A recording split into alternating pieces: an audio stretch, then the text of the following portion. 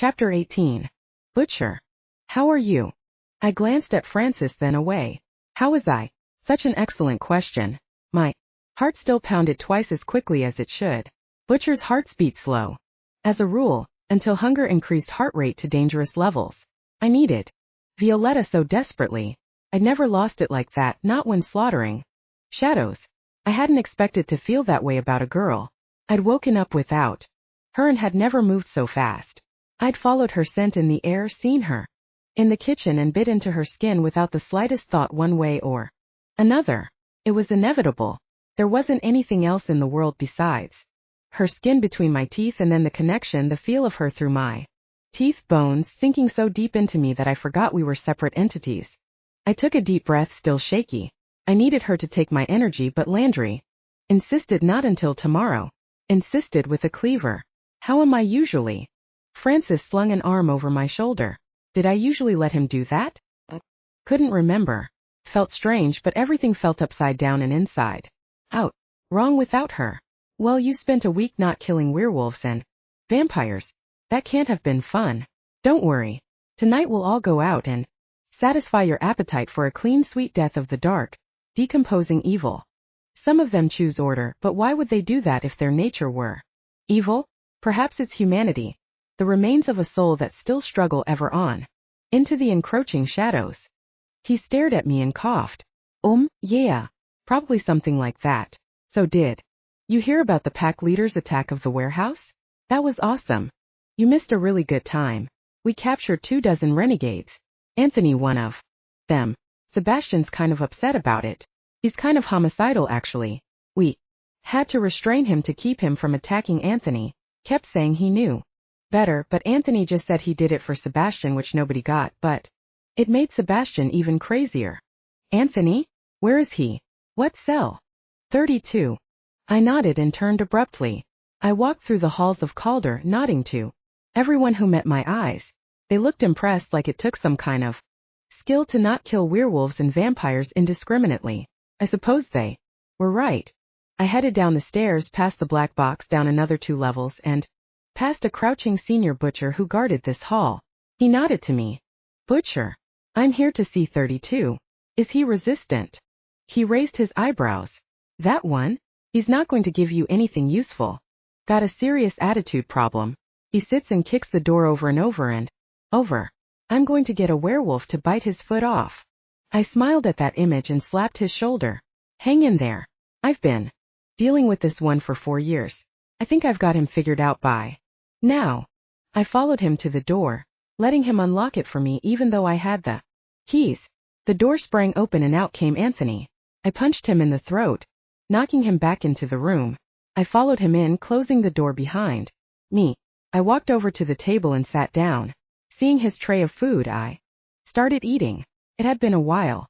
Anthony gasped on the ground, hands to his throat while he sputtered and tried to breathe. This is good. Are those pecans? I had no idea you liked Thai. That makes you almost interesting. Still a renegade, Tony? That's so consistent of you. Loyal, upright, all things I thought you were allergic to. He stumbled to his feet and came at me swinging. I stood and swept the chair around, pinning him to the wall behind it. Orion, you pathetic, vicious butcher without a conscience. You're going to fail. You're going to die and your body will be dragged through the streets for everyone to spit on. I nodded and stepped back, releasing him from the wall. I really appreciate your confidence in me. I kicked his leg out from under him when he tried to kick me and put the chair down on his wrists and sat, leaning over to get the tray. Do you think I'm heavy? It's the weight of responsibility pressing down on me.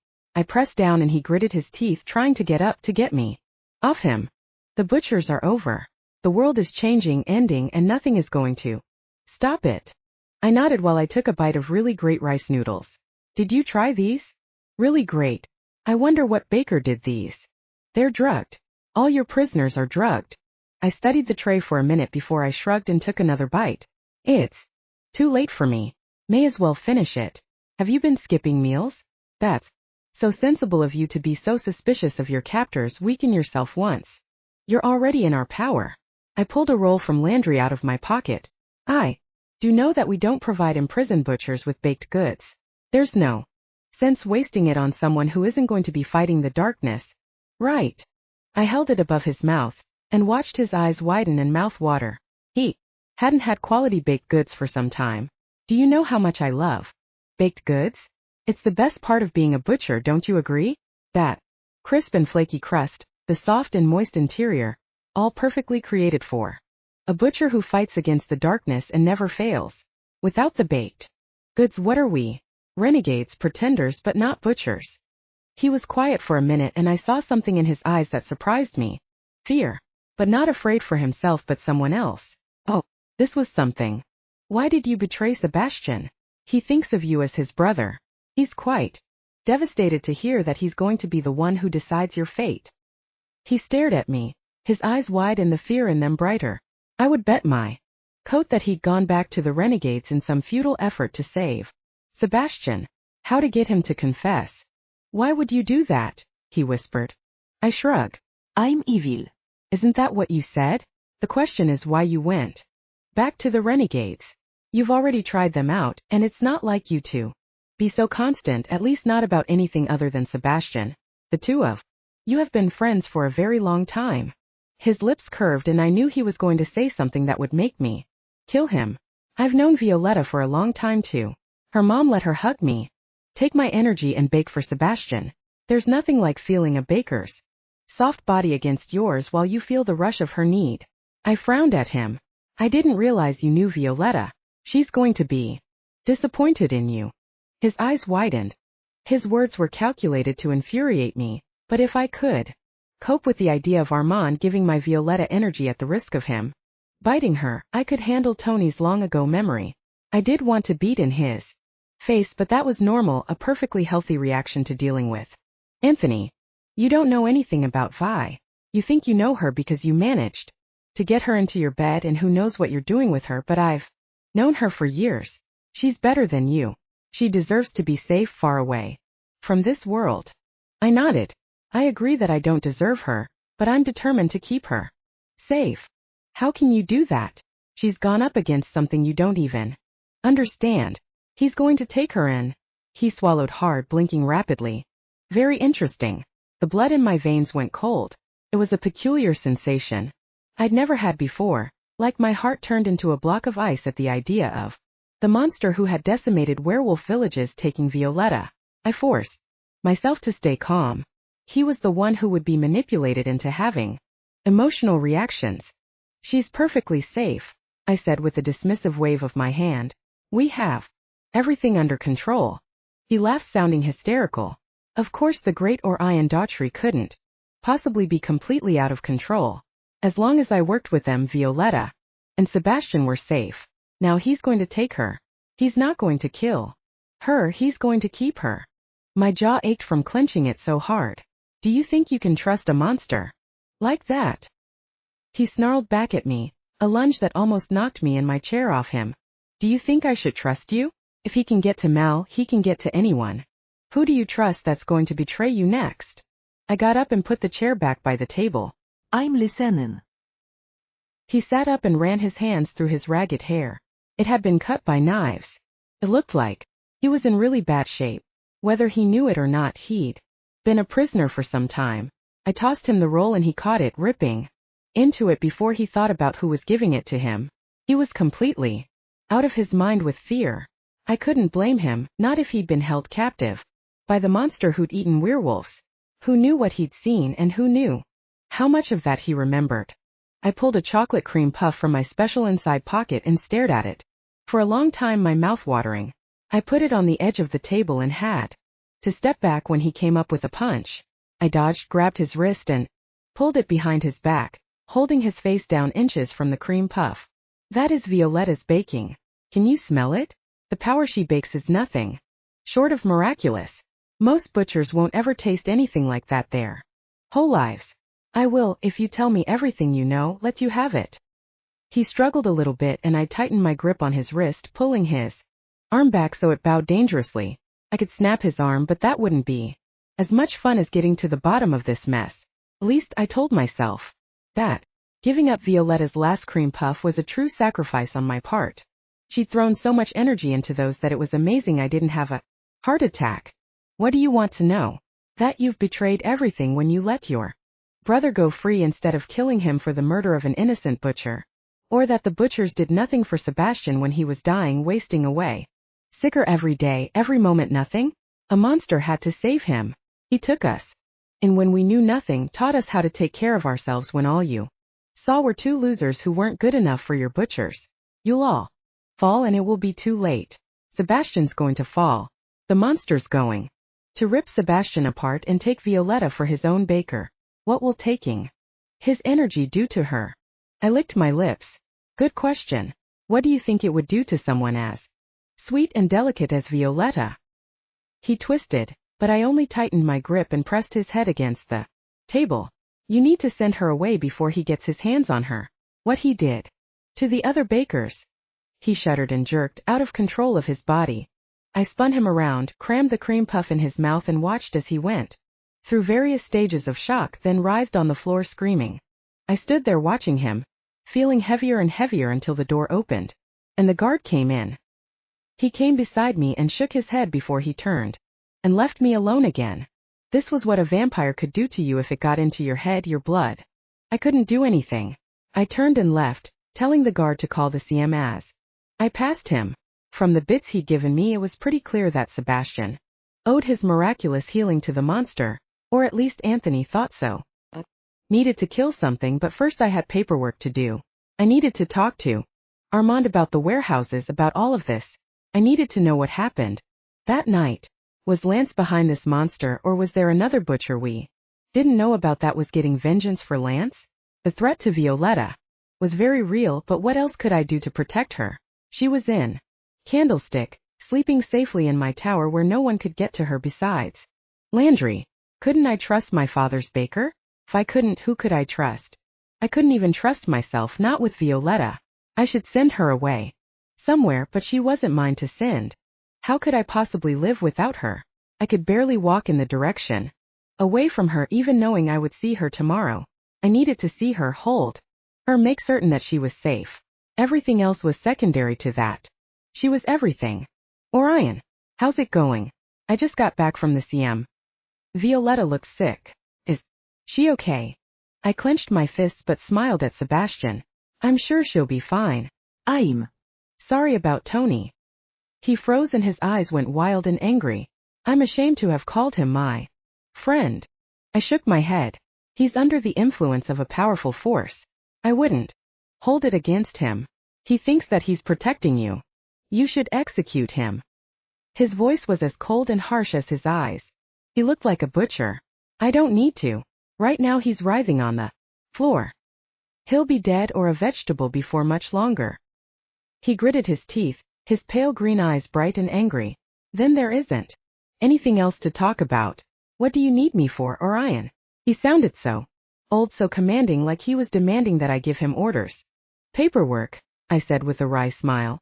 I didn't want to smile, not when his friend was suffering, and he wasn't letting himself feel anything human about it, but butchers weren't allowed to feel. I studied everything about the seals that I could get my hands on while Sebastian dealt with organizing the troops for the next week's attacks. He scratched notes intently, like it wasn't the most boring thing in the world to analyze data and organize troops. Had I been like that once? He'd probably love going to meetings, listening to the more experienced butchers weigh in on important topics. Maybe it was time for me to retire. Maybe I needed to take Violetta somewhere far away where darkness couldn't ever touch her. But I could. I had difficulty focusing. I needed to see Violetta, but I also needed to go out and slaughter something. Everything. Finally it was time to go out into the night, Sebastian at my side. He strode ahead, long coat swirling around his legs, munching on a Landry biscuit. Followed him, half amused, half curious where he'd take me. When he realized that I was watching him, that he was leading the way, he stammered and fell back. Sorry, butcher. I thought you'd like to know where the action is likely to be tonight. Lead on, butcher's boy. I haven't worked the streets in ages. He snorted and broke into a jog, clearly eager to engage with the shadows. He wasn't the only one. We headed northeast, cutting towards the river. There was a warren of buildings with narrow alleys between, the scent of cigarettes, cheap beer and vomit in the air. A werewolf flew out of the shadows, knocking Sebastian back, or it would have. But Sebastian had his knife out, cutting it and tossing it to the side like he'd barely noticed it. The wolf had gone for him instead of me, seeing him as the greater threat. Werewolves weren't usually wrong about danger. Sebastian moved with greater confidence, filling the shadows with his bright strength and perfect faith. He would hold back the darkness single-handedly if he had to. He had no doubt, no fear or weakness, only hunger. I followed him, taking the leftovers while the real danger focused on him. Zombies, vampires, race all attacking him as though I didn't exist. Odd. I dropped back and let Sebastian cut through evil on his own while I turned and headed in another direction. I slipped through the shadows, unnoticed by the shuffling zombies or the slinking outlaw wolves. I didn't kill, only followed the slightly off tinge in the air. I ducked through a low cement doorway without a door, heading deep inside a maze of corridors full of werewolf droppings and zombie detritus. I continued until I reached a small room that wasn't more than a pass-through, but there was a human corpse slumped near the wall. He had to be dead with how bad he stank, but what human body wouldn't get consumed by the monsters? I walked over, pressing myself against the wall as a zombie shuffled through, moaning as he scraped the wall, trying to stay away from the corpse. As soon as it was gone, I dropped down beside the man, turning him over to reveal his face. I knew that face, knew the enormous forearms and girth of him. Had anyone known the baker was missing? Had he recently retired? There was something in one of my reports about a baker retirement party. I picked him up over my shoulder, the stench capable of knocking an ordinary man out. I only staggered into the wall where the zombie had left a nice smear of gore. I shifted him and continued on. The baker was a certifiable monster. Repellent. I grunted as I traced my path back out of the maze. I didn't get lost, only took the wrong turn intentionally 3 times. Finally I ducked back out beneath the low cement doorway. My back screamed, but I ignored it. The baker was not light, and he didn't smell so great, and I was getting nauseous as well as hungry. Bakers were protected in our district. They were sacred. If someone had taken this baker and abandoned him here, what could happen to Violetta? I love you, I whispered. The dead baker didn't respond, and my own stomach was roiling so violently, I had to drop him and heave in a corner for a few minutes. When was the last time I'd had a reaction like that? Couldn't remember if I'd ever shown that kind of revulsion. I leaned against the wall, panting and trying not to notice the dead baker. Violetta was in danger, and I couldn't do anything about it. I shuddered violently and threw up again until I felt empty, my heart a block of ice that spread through the rest of my body. I straightened up, scooped up the body, and threw him over my shoulder before I marched steadily out of the maze. I made it back to my car before I lowered the body, opened the trunk and arranged the wool blanket that had held Violetta, and now held a dead baker. My hand shook so hard the blanket slipped. I smoothed it out, retrieved the body and laid it carefully in the trunk, hesitating for a moment as I stared into those vacant eyes before I covered his face with the blanket. I closed the trunk and started back towards the darkness, a knife in my hand. That part of tonight's work done, I had a butcher's boy to find before he did something stupid. He could get stuck down there fighting for days once he attracted their attention. He could get overwhelmed by the hunger and be overrun without noticing. My knife shook as I stabbed in and sliced down the side of a wolf, flesh sizzling beneath my silver blade. Its eyes were surprised, as though he hadn't seen me coming. Everything reacted like that, the enormous circle of monsters that surrounded Sebastian, who fought with undaunted enthusiasm in spite of the danger. I waded through bodies, slashing and ending lives with as little mess and effort as possible. I wasn't feeling well. Something was wrong with me. From my heart still feeling frozen and my hands shaking, but butchers didn't get sick. I shook it off and made quick work of the zombies, exploding bodies silently and dissolving race with a detachment I'd never felt before. Felt like I was drowning inside my body, the image of the baker wrapped in the wool blanket blinking in my mind's eye to Violetta's eyes staring up blankly, her body discolored and torn like his had been. Her perfect, beautiful body bitten her. I was out of control, the world was out of control, everything was spinning out of control. I dismembered a zombie, dissolved a trio of wraiths with a combination of acid and flame, but it didn't penetrate, didn't seem like the reality. Violetta, lying on the blanket, opening her eyes and screaming my name, body convulsing. as Anthony's had done, and me incapable of doing anything to save her. That seemed real. Butchers didn't save. We killed. No single life above the greater good. Self-control, self-discipline, self-sacrifice, but not only that. We had to sacrifice others, allow others to die for the cause. My heart constricted in my chest and I fell to my knees, agony flowing through me like ice was slashing through my veins, ripping them apart. Couldn't breathe, could only see Violetta's eyes, hear her scream die down to a whimper, and her eyes go glassy. No, I could protect her. I vaguely felt something slice through my back. I couldn't see through the tears that dripped from my eyes to the filthy pavement. Orion, what are you doing? Dying? No, if only that were the problem. I couldn't talk as my body dissolved into fear. I saw Violetta, her smile turning into terror. She screamed as I held her in my arms, her stomach distended with my child, a child that was ripping her apart, the butcher inside her, too much for her to bear. I held her as she died in my arms in childbirth, got to see her again, the agony in her eyes as she looked up from the body of that child wasted away, dead from the struggle to change from butcher. Another scene, I was holding her, euphoria changing to horror as I realized that she was unresponsive in my arms, her sweet face smiling as her blood drowned me. I watched her die 1,000 deaths, felt the agony of every disappointment, every possible betrayal. Everything faded in and out until I felt a rush of icy water on my face and sat up gasping. Armand wasn't scowling at me. Instead he looked curious while Sebastian behind him frowned in concern, and I took a deep shuddering breath before I rolled to my side and curled up in a shuddering ball, tears rolling down my face. Never cried before, had I? What's wrong with him? Sebastian whispered. Can you stop it? Is he poisoned? Armand growled. I told you, cub, he's had a vision. This is a mild reaction, considering he's a butcher who's never known fear. This is a compounding of all the times he should have felt fear and felt anticipation instead. This is what fear does to a man. He has no idea what to do with it. I spread my palm out, pressing it against the wood floor while I tried to get control. I took deep breaths, even and steady, like my father had taught me. Hadn't seen the purpose before. As much as I hated wraiths, I hadn't been afraid of them. Now I was. What a wraith could do to Violetta, what one touch could do to her heart, her faith in me. I couldn't think about it, but I couldn't help it. Zombies sinking their teeth into her skin, vampires ripping her apart, or worse, sinking fangs into her, turning her until she became one of them and smiled at me, willing me to try and kill her. I couldn't. Never. I would gladly give my heart and soul to evil to be with her as a vampire, zombie, wraith, whatever form she took. I would always belong to her and follow her to the grave or wherever she went. Sebastian frowned, trying not to look at me. He would have died if his parents hadn't made a deal with a monster, found a way to save him, and lost their lives in his place. Violetta would do that. She would gladly lose her life for someone else.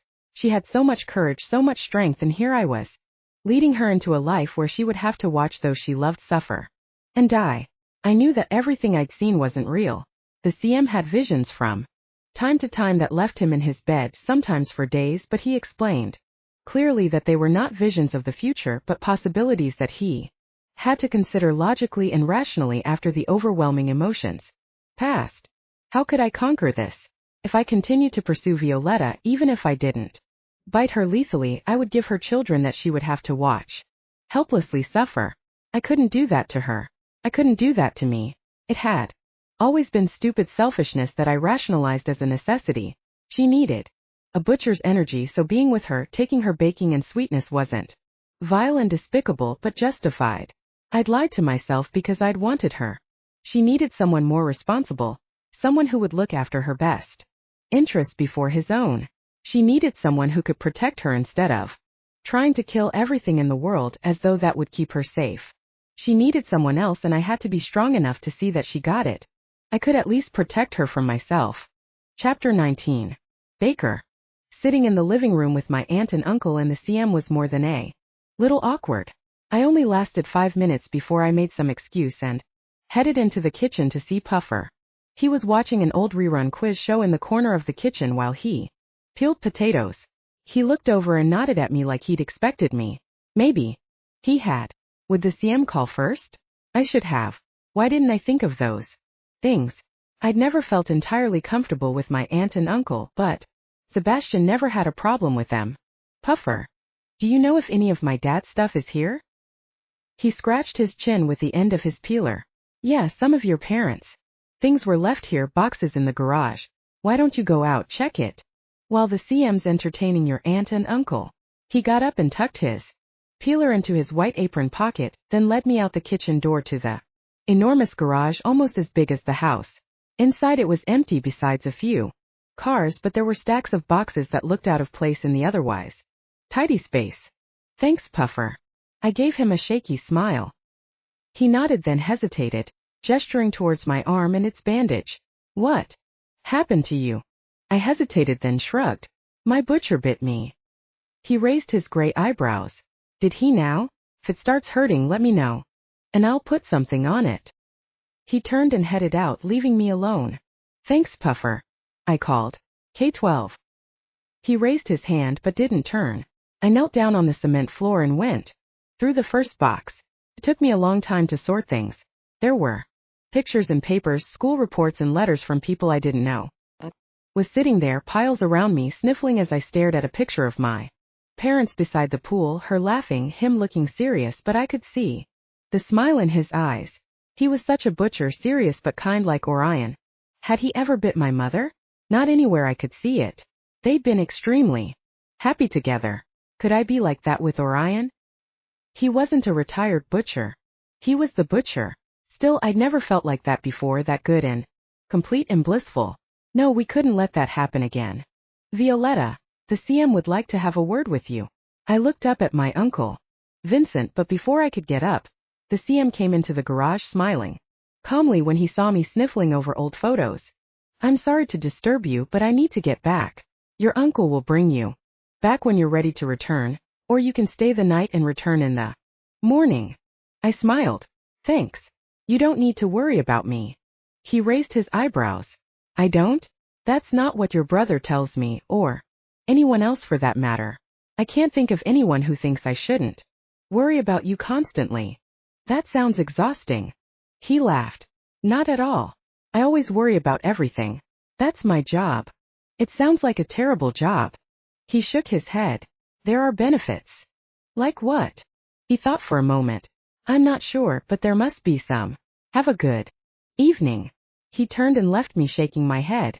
He was almost funny sometimes. I went through box after box, but I didn't find anything to clue me in on why my parents would give money to some renegade leader who may or may not have been Olivia's brother, Lance. I did, however, find a folder labeled First Municipal Courthouse, and when I opened it, I stared at it for a long time before the words made any sense. Legal adoption for my father, Joseph Tancetta. Was he adopted? No, not at that date 18 years ago. Then I found our names, mine and my brother's. Violetta Cesario Tancetta. I read the papers over and over while my fingers felt numb. This wasn't what I was looking for. I didn't want to see that kind. A thing didn't need to. I stumbled to my feet, leaving the mess of papers in my wake. I walked out of the garage, along the well-lit path, feeling numb and blank. It was too much. I walked into Puffer's kitchen and started baking, throwing things together, without any idea what I was doing, not focusing on anything, and the resulting mess was so strange looking. I almost dumped the entire pan of odd-shaped biscuits into the garbage, but Puffer stopped me. I'll take those, Miss Tancetta. Why don't you go to bed? You've had a long day. Landry called, and he's making certain we'll be well guarded through the night. You're safe here. I stared at Puffer, at his bright blue eyes. Landry. His eyes were pale green, like my brother's eyes, like mine, and my mother had interned with him 19 years ago if she'd helped with Orion's conception. Landry, who was overprotective and strangely fatherly. Maybe not so strangely. Landry, who was the greatest baker ever, my birth father. I sat down on a kitchen chair and stared at my hands, my strong hands and sensibly short nails. I needed to see Orion. I couldn't go back to Candlestick Manor, not until I'd figured this whole thing out. My dad was my dad. He'd always been nothing besides the perfect father. Not that he didn't get cranky and short-tempered sometimes, but he was always my dad. I swallowed down thickness in my throat and took a deep breath. I stood up, smiled at Puffer, and headed to the guest bedroom. I unwrapped the blue men's pajamas and, dressed, then lay in my bed staring at the ceiling. The last time I'd been there, I'd been idiotically giddy about my and Orion's first kiss. Now I had his first bite. I touched my arm and for a moment the aching confusion vanished beneath a wash of perfect happiness, but it didn't last, and it shouldn't. I closed my eyes determined to rest, but I spent a restless night, getting up around 4 a.m. and pulling out my phone. I needed to talk to Orion. I called him, curled up in the guest bed, listening to it ring. The voice that answered, instead of filling me with happiness and relief, put me on edge. Vanilla, what do you want? Armand, why do you have Orion's phone? At the moment I'm more fun, hard as that is to imagine. He's curled up in a fetal ball crying. That wasn't possible. Orion didn't cry or fear or anything like that. You're lying. He laughed, a short bark. It's his first vision. Those take it out of us. You should probably bake something particularly nice for him. What vision? Butchers have visions? Like of the future?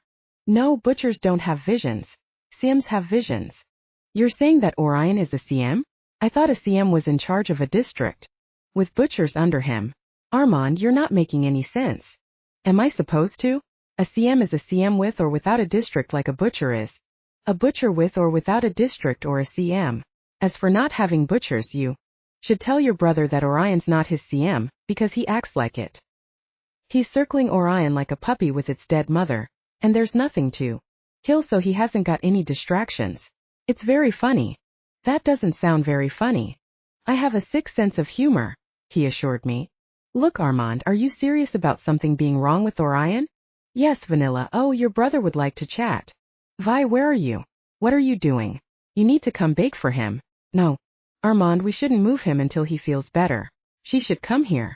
What are you doing? Don't throw holy water on him. The phone clicked off and I was left to stare at the phone. I almost called back, but I wasn't sure if I could deal with Orion if he wasn't completely fine.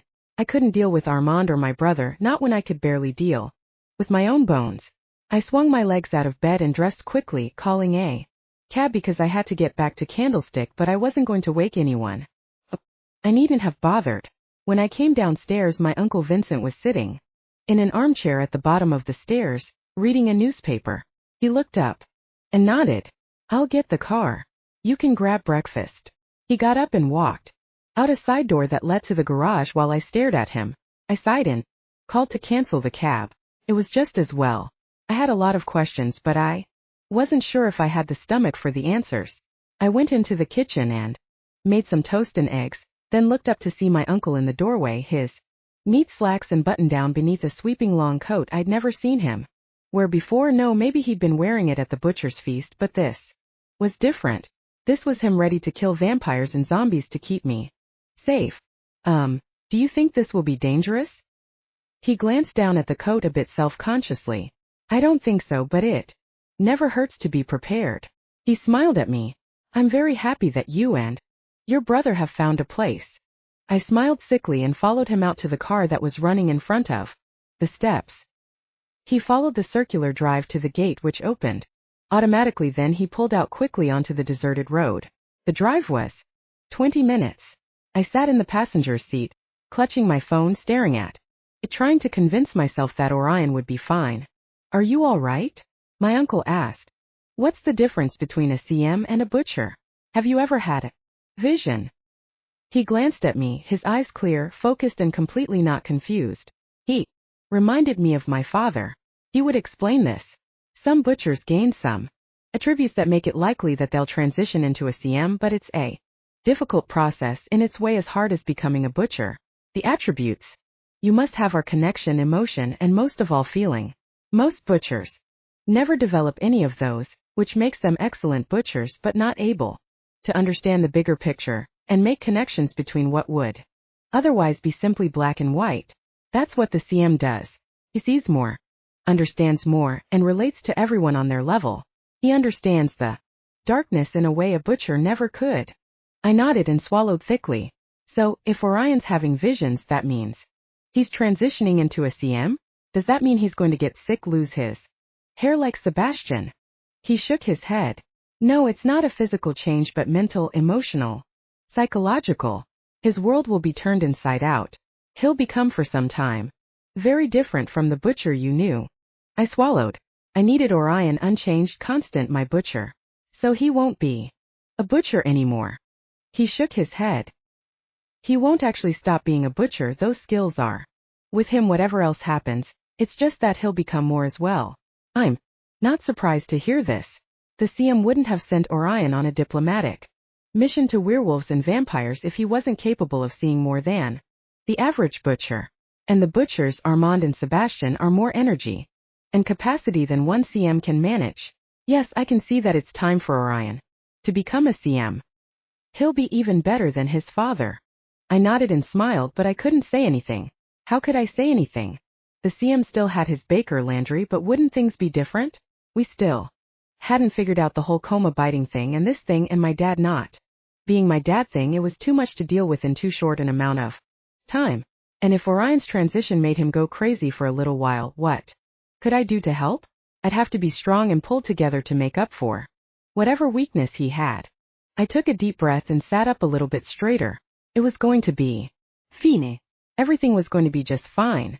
When we pulled up to Candlestick, the gates opened immediately, but I didn't feel quite like I was coming home. I shifted, unable to relax when I'd have to see Landry. Maybe there was another explanation, but of course there couldn't be, not with my eyes. I said goodbye and headed inside like I belonged there, but I didn't quite feel like it. The house was busy even at that hour, butchers whispering, buzzing as they walked with purpose down the stone halls. I tried not to make eye contact as I headed straight for the kitchen. So what? If Landry was my genetic father? It didn't change anything. I was still my dad's daughter and Orion's baker, and that meant I had to learn what a baker could do to help a transitioning CM. I walked into the kitchen and the 15 bakers gathered stopped talking as soon as I came in. I smiled at the ones who met my eyes and smiled, but Puffer wasn't there. Of course not, I'd just come from his house. I forced myself to smile at Landry and walk over to him. What's going on? He hesitated before he took my arm and drew me to the side. I didn't expect you back so early. There have been some developments. What kind of developments? He frowned fiercely. The butcher found a baker last night in Northside. Found him decomposing, another baker said helpfully, his arms crossed firmly over his chest. We've examined the body and there's no doubt but that he was killed by energy. I stared at the black-eyed baker I'd never seen before. He was a little leaner, meaner, and younger than most. Probably closer to Landry's age, maybe. Even a bit younger. How could he be killed by energy? Landry cleared his throat. You know that I've told you that you can drain a vampire stopping it, but sometimes if the energy is too evil, corrupted, strong, the dark-eyed guy said, cutting off Landry. His accent was rhythmic, slurred. I've seen it before, in Europe where the really old things sleep. I swallowed hard. So sometimes taking energy will kill you? Maybe it's not such a great defense after all. Landry shrugged and pulled out a knife, pressing it into my hand. There's always the old-fashioned way. The bakers nodded and there were some hears. I stared at the knife, the handle perfectly formed to my hand. It wasn't very large but looked extremely sharp. I don't know how to use a knife. We'll have to fix that, love. Landry grinned at me and my heart twisted in my chest a little bit. Was he my dad? I needed to bake for Orion, but the kitchen felt too close, too stuffy with all the bakers, and I had to do something to stretch my body and think. When things got to be too much, too stressful, I'd either play the violin or do gymnastics. I made my excuses and went up to my room. I pulled on my leotard with a sweater and sweats over it and headed down to the gym. No one was in the enormous box of a room, ropes dangling from the ceiling for climbing, mats on the floor for wrestling. I moved the mats into a row that covered from one wall to the other. I let my subconscious process everything while my body moved. I stood at one end of the room and let everything else fall away other than my breathing. Steady in and out as I stretched. I pictured in my mind the perfect routine. The round-off, double-back handspring to back aerial. Not terribly complicated, but it would do for a warm-up. It was a pity they didn't have uneven bars in here. That was my most difficult event and therefore the best. When trying to not think, I shook my head. No thoughts allowed other than my breathing, my heart pounding, my perfect routine. I took off, flying over the stretch of mats before I dove into the round off, my arms strong, the impact and recoil perfect. I knew that it would be a perfect routine, and it was my body flowing through each movement as if I'd done this yesterday. I landed after the final back aerial and walked to the end of the mat to turn and begin again. I did the same routine half a dozen times before I was warm and needed something more challenging. For an hour I forgot about everything besides my body, but then I was tired. My arms as rubbery as my legs. I was out of shape. I grabbed a mat and dragged it back to its place, moving slow. I needed water, needed Orion. I shook my head and went back for another mat, then stopped staring at Casper the butcher, who was carrying 3 mats on his head and looking ridiculous. He grinned and winked at me but didn't say anything as he passed me with his mutts. I went and got another one, but I dragged it and was moving even more slowly. It was lucky that Casper had come along and was bored enough to want to help. Maybe. I finished and went to my stuff, pulling on my soft pink pants and sweatshirt, cute ones that didn't make me look like my brother. Casper came over and walked with me towards the door. "You're amazing," he said with another suggestive smile. "Thanks. I've been practicing for a long time." He nodded and laughed like I'd said something particularly witty and brilliant. "I can tell. Do you want to get out of here for a few hours? Everything's crazy right now with the dead baker and everything with the butcher." "Thanks, but I've got to get back to the kitchen." He nodded but grabbed my arm, pulling me back. "I understand that. You should know that Orion's not the only butcher." I looked down at his hand, then up at him. He was really good looking, but his energy was off, not solid the way Orion and even Armin's was. "I do know that. If you're looking for a baker, you should look elsewhere. There are other bakers." He laughed, but instead of pulling his hand away, his fingers tightened, digging into my skin. It hurt, but I didn't think he meant to be rough. He was just strong and forgot himself. Orion never forgot to be careful with me, well, when he wasn't biting me anyway. "I've never seen a baker as pretty as you, or as talented. You're one in a million, Violetta. You can call me Miss Tansetta," I said, my voice hard. "And you can take your hand off me." He frowned and would have said something, but a figure stepped into the room, wearing a long cloak, hair loose around his face, soft silken strands contrasting with his angular cheekbones. "The lady asked you to take your hand off of her." Orion's voice was soft, but oh so deadly. Casper's hand fell from me and he took 2 steps away, staring at Orion with a strange expression, not fear exactly, more like awe and respect. "Orion, you're on your feet. It's good to see you. I was just trying to entertain the baker while you were out." "No need to explain," Orion said in that low voice that sent a shiver through me. I crossed my arms so I wouldn't run and throw myself at him. We had a lot of things to figure out. Orion met my eyes and my heart stopped, then restarted pounding frantically in my chest. His eyes were full of so much that I couldn't understand, but he still looked at me with the burning intensity he'd had in the kitchen before he'd bitten me. "Orion," I said, feeling kind of shy when he didn't come closer but stayed near the door. "Are you okay?" He nodded and finally started walking towards me. "Miss Tansetta, I think we've approached this the wrong way." I nodded slowly. "What do you suggest we do? You bite me and then I put you in a coma." He almost smiled, but he only shook his head. He didn't say anything else until he was closer, 3 feet between us. Where he stopped, like that was close enough. My skin prickled from not having him in my arms, touching him, feeling him around me. I gripped my arms and forced a bright smile. "Miss Tansetta, I think that we should stop taking these pointless risks. I've allowed my feelings, my selfishness to get in the way of reason and rationality. There's no sense continuing like a couple of stupid teenagers with no grasp of consequences." I swallowed hard. "Stop? You mean stop kissing?" He stared at me, his eyes bright and filled with a brimming agony that didn't touch his voice. He smiled slightly. "I mean stop all contact, at least until I gain more control over my instincts. I won't see you again until further notice." "Until further notice? You sound like the utilities company." "I guess that's right. You're going to shut off my power, leave me in the dark, but I see your point. Are you doing okay? I called this morning and Armand answered. He's a fun person to talk to. Said that you had a vision."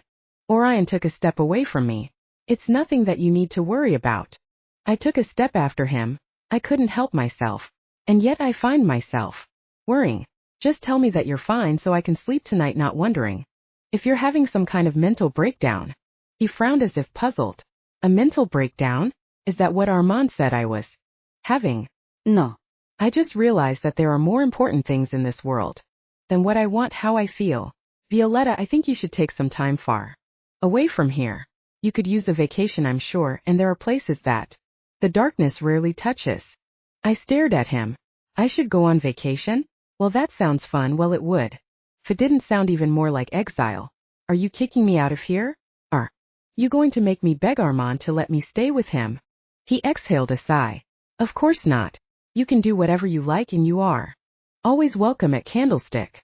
I was only suggesting that you might prefer to spend time somewhere else over the holidays. I put my hands on my hips. Yeah? Would it make you uncomfortable having your ex-girlfriend around? His lips tightened. I don't think of it like that.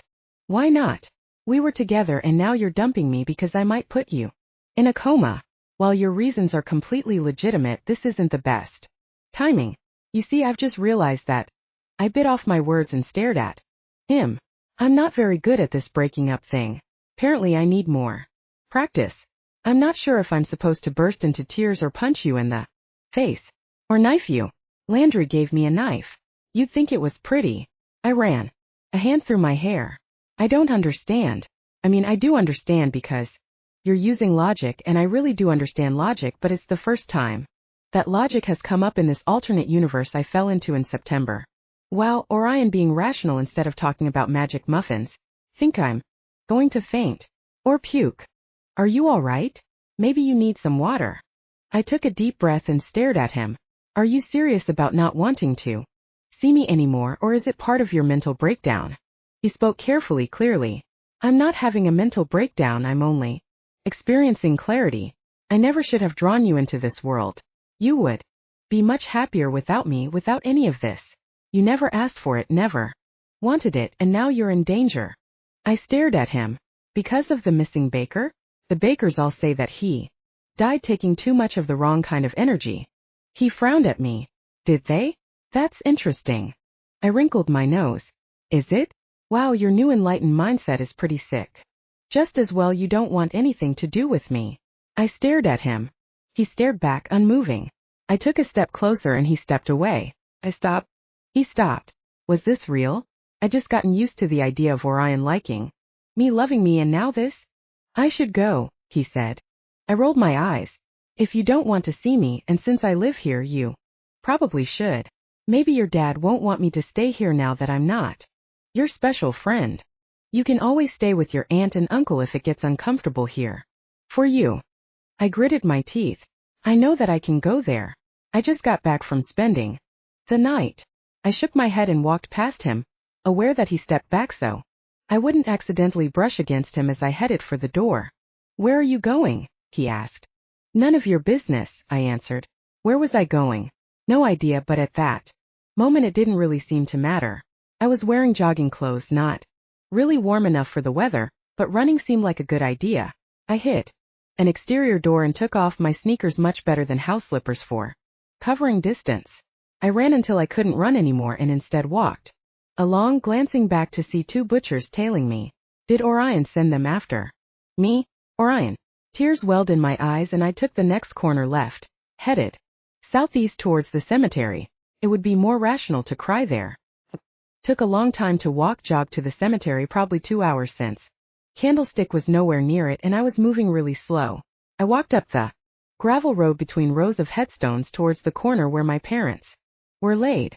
My mother. Why hadn't she told me that Landry was my father, that he was the best baker in the world, that I would have these talents, these abilities and compulsions that I needed to learn to control?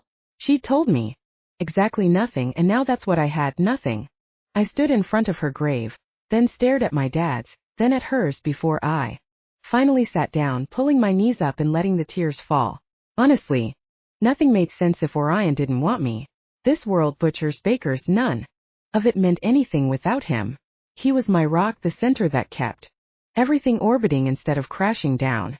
Without his weight, his magnitude in my life, I would be nothing but a falling star or a rock. Whatever. I sat there, shivering, crying, feeling like everything was so much more than Wrong when someone came and stood beside me. I knew by the scuffed boots that it was not Orion. I knew by the energy I could feel even at that distance who it was before he opened his mouth. Vanilla, you're going to get a cold, and then Landry will make you drink bland soup and vile concoctions to teach you to stay healthy next time. He sighed and dropped a heavy coat over my shoulders, warm from him. Put my arms in the sleeves and wrapped it around me, not worrying about the dirt. Armand never worried about dirt that I could tell. Thanks. You've been here for hours. Your guard detail is getting bored and hungry. I shrugged. I didn't ask them to come. No? I'll have them go then. They can come back after they've eaten. He turned and motioned to the other butchers before turning back to me. Should we raise a tent here so that you can spend the rest of your days in communion with the dead? Or shall we go somewhere a little bit warmer? I looked up at him. Orion doesn't want to see me anymore. He cursed low and slow but didn't look surprised. Well, that explains why. You want to catch a pneumonia. That'll make him feel bad. I made a face at him. I'm not here to make him feel bad. I'm here because I feel bad. I feel terrible. I found out today that my dad isn't really my dad. He blinked at me. Yeah? The eyes were kind of a dead giveaway. I scowled at him. You knew? This whole time you knew and didn't say anything. I hit his shin, which hurt a lot. I pulled my throbbing hand against my chest and stared at the cold gray stone.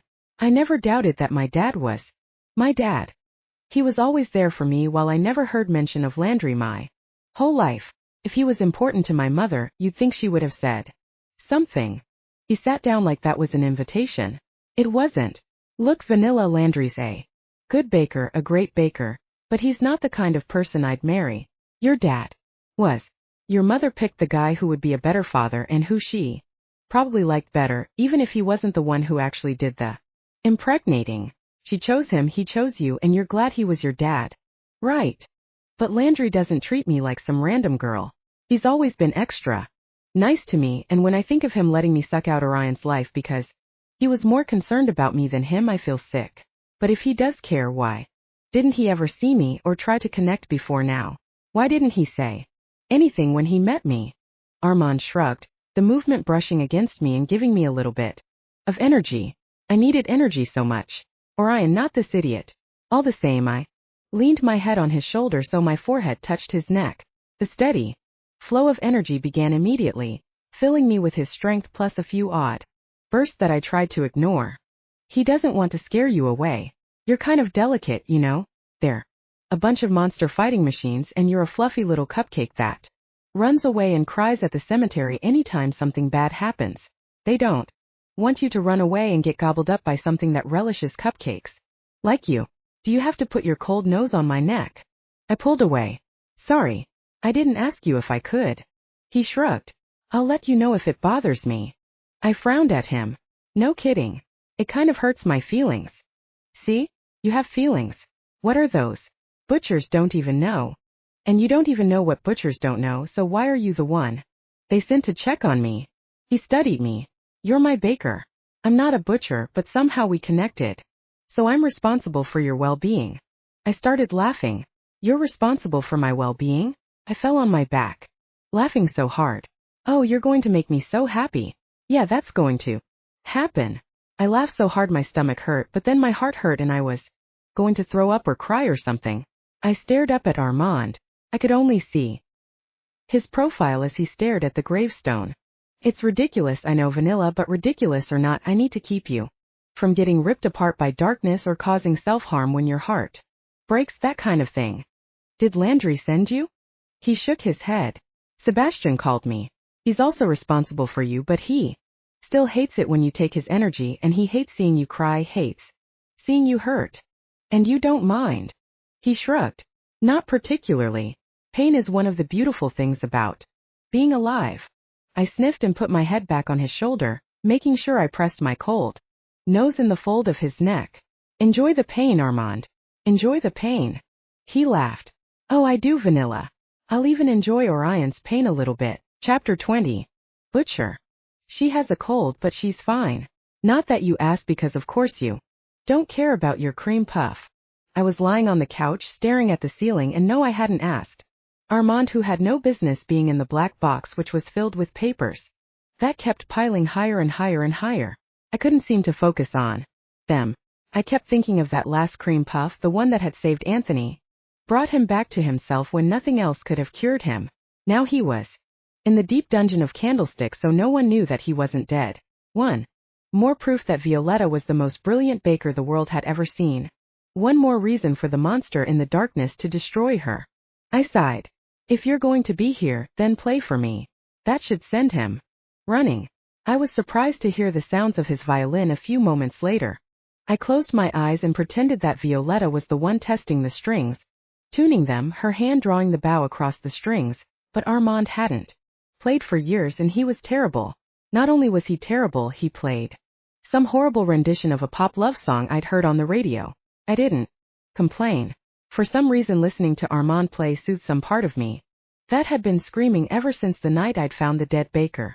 I closed my eyes and dreamed of Violetta, looking up at me beneath her dark lashes, soft lips parted, waiting for me, her smile and the last look on her face, shock and pain, but so much less than she'd feel later. I sighed heavily when Armand stopped and my own agony renewed in earnest. Play on. He ignored me, sitting next to me and taking a paper, glanced at it then tossed it back down. Violetta is staying at her uncle's house. She's realized that Landry is her father. That wasn't the best day for you to announce that. You didn't love her anymore. I frowned at him. I never said that I didn't love her. She said that you didn't want her. I didn't say that. I said that I'd realized it wasn't going to work. He laughed. You think that you said that. What you actually said was that you don't really love her because her lines aren't good enough for you, and that if she really was as amazing as everyone said she was, you'd at least want her to be your baker. You also told her that she's not as pretty as Olivia, and not as interesting as all the other bakers. I made a dismissive sound. That's ridiculous. Oh sure, but she had no perspective on any of this. She doesn't know how rare it is for a butcher to feel desire, to feel weakness and fear, and what it does to a man. She doesn't know how truly adorable she is. It's probably good that you dumped her so that she can go out with a normal civilian, find out how lovely she is. A normal civilian couldn't possibly understand how exquisite she is. He shrugged. No, probably not, but she doesn't need another butcher, not after you tore her heart out. I closed my eyes and shook my head, leaning back. All of my actions were for her safety and happiness. Whatever. I'm here to talk about the vampire. I opened one eye. What about her? I want her. What would you do with a vampire like Voltaire? He shrugged. The CM obviously isn't going to execute her, so he may as well release her. She could be useful. So tell the CM that. I did. He insisted that I talk to you. I think he wants me to irritate you so much that you get off the couch down here. You haven't gone hunting since that night. I shrug. You and Sebastian seem to have a handle on it. But we're not attuned like you. We wouldn't have found the baker. I sighed. Maybe I'm worried what else I'll find if I start looking. He nodded. To be perfectly honest, you're taking it rather well. I frowned at him. Thank you. What are you talking about? Your transition to CM. You know how most of them go crazy, run away from all butchers, ask the local pack leader to infect them, join a nudist colony. Actually, that one makes sense. I stared at him, sitting up slowly until I was close enough to throttle him with my bare hands. Somehow I resisted the impulse. You got infected after you had a vision. He hesitated, then nodded. Something like that. I didn't realize that the visions aren't real. Of course the visions aren't real. All the millions of ways I could destroy Violetta couldn't possibly all come true. You should have known that. The Sam explained it to us. He stared at me for a long time. Right, so because I allowed fear to control me, I must be much more idiotic than you, who are letting fear control you. It's not controlling me. I'm simply seeing the dangers and making certain that the worst ones don't happen. He laughed. You have no idea what the worst things are that could happen. Me choosing fear opened the door to things that I'd never imagined but were everything I was trying to prevent. You're acting in fear and hurting your sweet baker. It's stupid. I sighed. I don't expect you to understand me, Armand. I don't either, but acting out of fear is something I understand intimately. I know that my words aren't going to change your behavior. I just want to be able to say, I told you so, when you realize that the nightmare you thought you were preventing is only the tip of the iceberg. I closed my eyes, heart throbbing. That's the stupidest reason I've ever heard for becoming a werewolf. He laughed. The fear is extremely stupidifying. I won't argue with you there. Well, I guess I'll go see Violetta, see if she's still sick, let her take my energy and make me depressed biscuits, and then take her to the Greek for a haircut. Maybe he'll try to date her. That would be amusing. I shook my head. As bad as it would be for Violetta to be with a bogeyman, at least he would keep her safe, not bite her, and not drag her into the middle of a butcher war. Who knew war would have so much paperwork? Some senior butchers came in with more papers, and when I gestured them to put it down on the already teetering stacks, one of them shook his head. Sir, you need to eat. I stared at him. Don't I? You've been down here for 4 days. The younger butchers are worried. I considered that, then moved, grabbing him and pulling him into a headlock. While disarming the other one, I hissed into his ear. Are you my mother that you should be concerned about what I eat? Your duty is to fight the darkness, not show concern for me. Tonight I will lead you north and you will remember what you are and where your duty lies. I released them, stepping back and glowering at them. You may go. They turned and disappeared, leaving me in a room with a lot of other butchers, who were steadily ignoring my little outburst. It was one thing to have tantrums with the CM, but to show my own men my insecurities and weakness was unforgivable. I inhaled deeply before nodding at a butcher a year younger than myself. Bring me dinner and a basket of baked goods.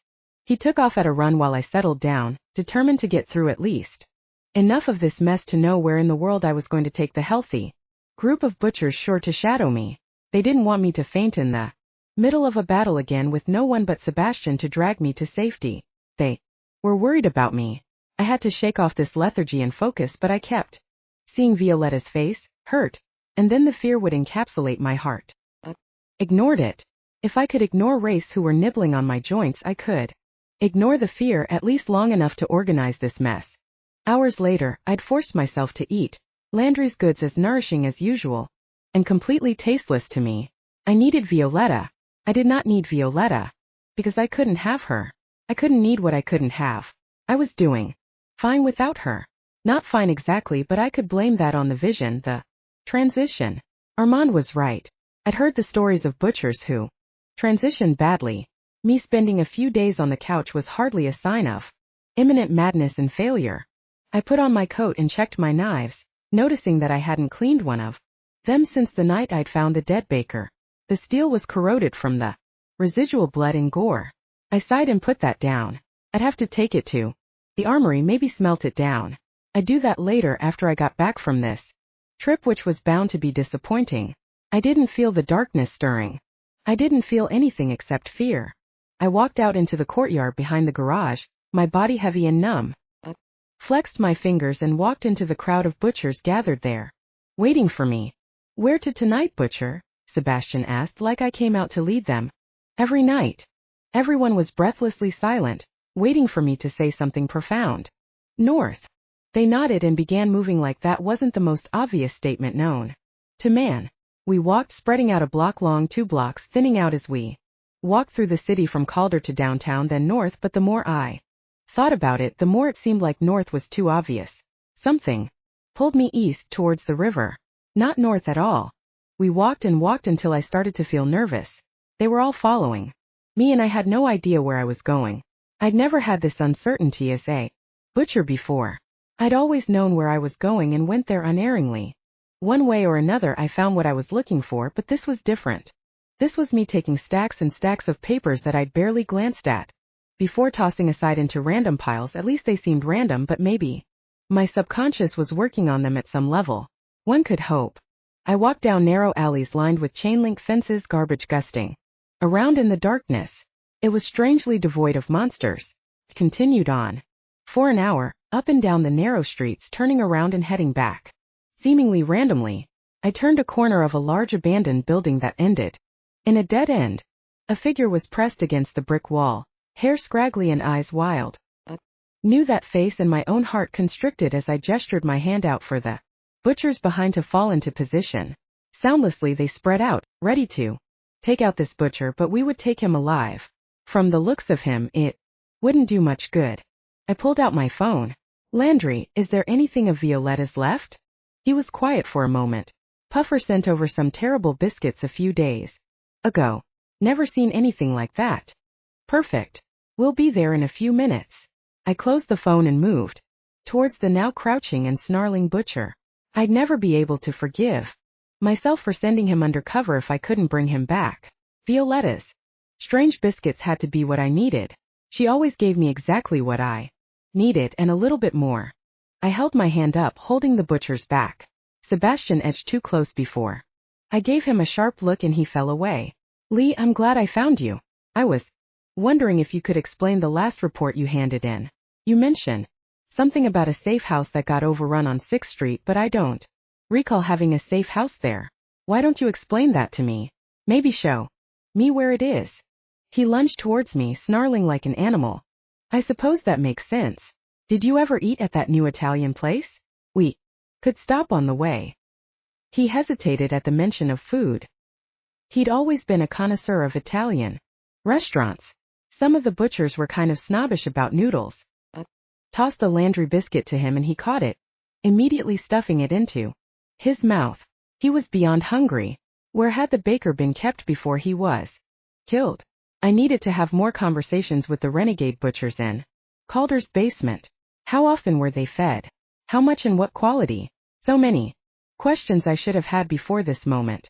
It's not as good as Riva's on the hill, but I've heard good things about their sandwiches. I threw him another roll and he caught it and ate it, tiny bit slower than before. How did you find me? He growled. Words. This was progress. I threw him another roll and he ate still. Suspicious and paranoid, but not completely out of his mind. I didn't. We're just out enjoying an evening stroll by the river. It's so quiet down here. Relaxing. I can see why you like it.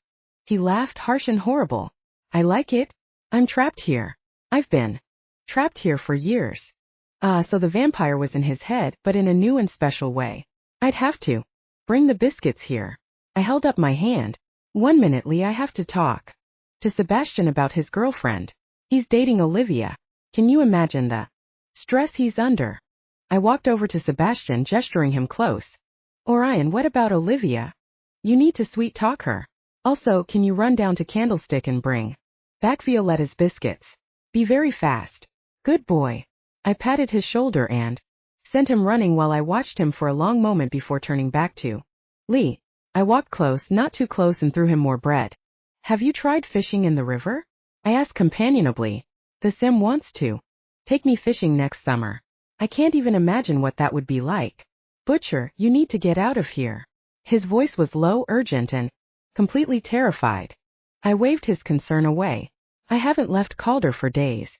It's good for me to get out and stretch my legs. Don't worry about it. I'm fine. He shook his head, eyes going wild again. You have to leave before he finds you. Don't worry about it, I said, steel in my voice that made him flinch. Relaxed and smiled at him before I continued persuasively. We'll talk about that later. Right now let's talk about fishing. Have you ever fished before? He shook his head, concern warring with frustration. Butcher, fishing doesn't matter. You need to understand the danger. But maybe I do understand the danger. I'm supposed to be the butcher. After all, maybe what I need to understand is fishing. Tell me what you know about fishing, Butcher. Don't leave anything out. I threw him another roll, and he ate it, staring at me in consternation before he began to tell me what he knew about the history of fishing. He was a good butcher, following orders without questioning things too much. If he talked about fishing, he wouldn't talk about whatever would trigger the same meltdown Anthony'd had. Now, Anthony was sane, but he didn't remember much about the last 6 months. If the monster had left the same trails of chaos in this butcher's mind, I could hope for a few minutes of rational information before he broke down. If I had Violetta's goods with me, I wouldn't have to go through this, but the risk of losing all information was worth the hope that he could be brought back into the light. I kept him talking about fishing for a long time. The butchers around me shifted. This had to be the strangest and most boring hunting expedition they'd ever been on, as he chatted about fly fishing versus bait fishing, and apparently he actually had experience in the sport. I thought about where I would put a baker if I were bent on destroying my kind but still had the needs of my kind and liked to eat werewolves. That part still made no sense. It took Sebastian over half an hour to come back with the biscuits. He tossed them to me and I ran forward, butchers around me pinning Lee down while I forced the strange biscuit in his mouth. He gagged, fought, and it was nice to have Sebastian take the brunt of his attack while I focused on keeping his mouth full. He had to eat. I wouldn't lose this butcher the way I'd lost that one girl to the vampires. His teeth were sharp, good for biting biscuits and butchers. My teeth in Violetta's skin. Only a moment the memory went through me, but it was enough to knock me back. I kept staggering back until I came up against the wall, the need for Violetta rushing through me, more powerful than 1,000 waves. I needed her, but I couldn't have her. I needed her. I had her biscuits in my hand. What if the biscuits didn't work because I'd shut her out? What if I lost this butcher because of my fear for her? I stared at Lee where he struggled beneath a pile of butchers and shook my head. One life wasn't supposed to be above the greater good, but Violetta's life was above that of any other butcher who trusted me. If a few butchers fell because she wasn't beside me, that was nothing as long as she was safe. That wasn't a healthy attitude for a butcher to have. I tucked the biscuits away without eating one. I went over to Lee and took his face in my hand, staring into his eyes. Lee, report your findings on your mission to infiltrate the renegades, discover the leader and spy out their position and intent.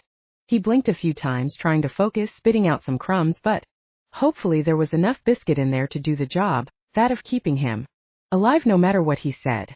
Orion, you're in danger. Be specific. He's coming for you. He wants to rip out your heart. He hates you. I smiled. The feeling is mutual. What will he do? He frowned and shook his head. I don't know. He needs a baker. He wants the one who saved the werewolves. I knew Bubber the baker. I had to dump his body where he wouldn't be found. You weren't supposed to find it. He's angry. I nodded. I'm sure he is. How many bakers does he have? He shook his head. I don't know. 3 of them use me for energy. I don't know where he keeps them. They move around all the time, guarded by the ones who feed them, but the bakers, most of them think they're working for the right side. He gets in your head until you forget who you are and what your purpose is. I nodded and started to get nervous. He should be convulsing by now unless this was something different. I didn't want something different. I handed him another one of Violetta's biscuits. Eat this. You probably won't want to. He ate it, holding his eyes tightly closed while he forced it down. No, he didn't like it. That was probably a good sign. Unless it wasn't. I wanted to eat those biscuits, take the crumbs off his lips and devour them. Orion, you need to take the butchers away before he comes. He'll destroy all of you. Here. I glanced around at my butchers, at 23 of them, a very good number. If you counted me and brought it up to 24. Well, I can't say that. I dislike that. I've been having a lot of self-doubts recently. All of this standing around is really dull. That's when I heard it, felt it, the shift as darkness grew around us and then fell from the sky.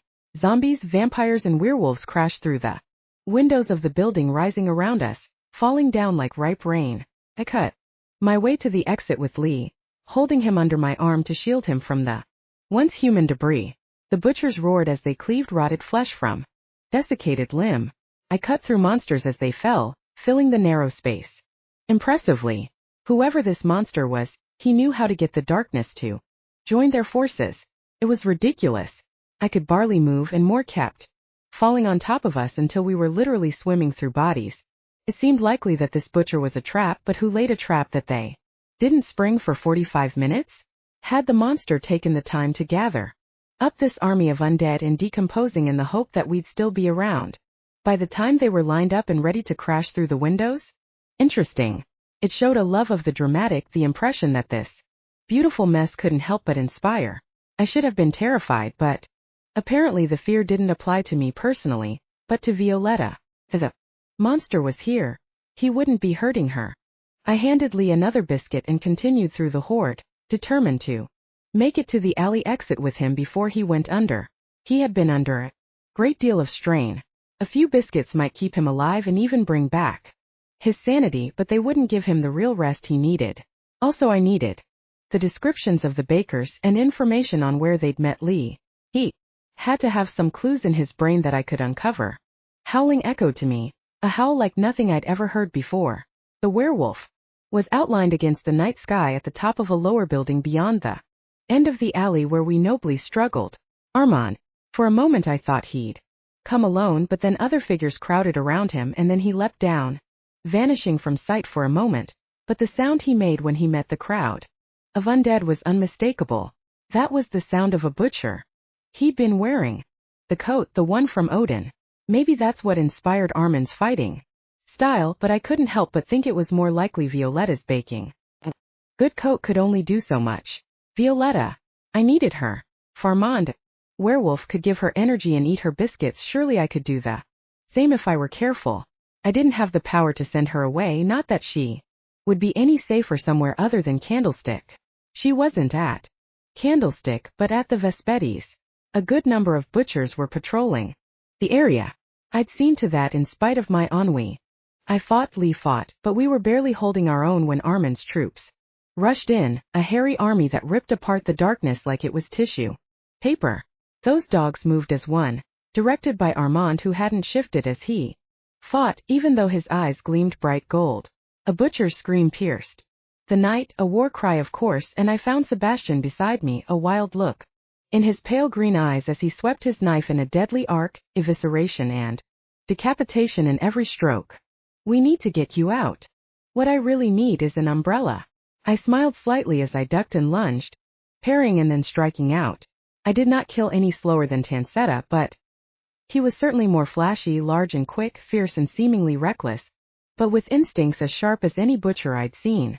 I walked towards the alley's entrance with the assurance that my butchers would join me. I was almost there when a figure fell from the sky, larger, darker, and with burning red eyes that I didn't dare look straight at. Vampire. Maybe. How had a butcher been changed into a vampire, and why would that make him eat werewolves?